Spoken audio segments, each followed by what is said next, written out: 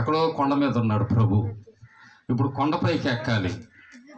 ఒక బైబిల్ పండితుడు రాశాడు, ఆ రక్తస్రావపు రోగి యేసు ప్రభుని కలవటానికి కొండ మీదకి నడవటానికి శక్తి లేక పాకుతూ పాకుతూ వెళ్ళిందంట కొండపైకి.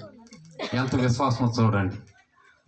అందుకే యేసు ప్రభు అన్నాడు, కుమారి నీ విశ్వాసమే నిన్ను స్వస్థపరిచింది, సమాధానం గలదానివై వెళ్ళు. 12 సంవత్సరాల నుంచి నీకు సమాధానం లేదు, ఇప్పుడు నేను నీకు సమాధానం ఇస్తున్నా, వెళ్ళమన్నాడు. కాబట్టి స్వస్థపరుసు యెహోవా దేవుడే. మనం ఎవరి మీద ఆధారపడకూడదు, దేవుని మీదే ఆధారపడాలి. కనుక మరి మనం జీవించేటువంటి జీవితం దేవునికి ఇష్టమైందిగా ఉన్నప్పుడే ఆయన రాజ్యంలో మనం స్థానం సంపాదించుకుంటాం. అందుకే బైబిల్ ఉంది, క్రీస్తు నందున్న మృతులు మాత్రమే పరదేశకు వెళ్తారు.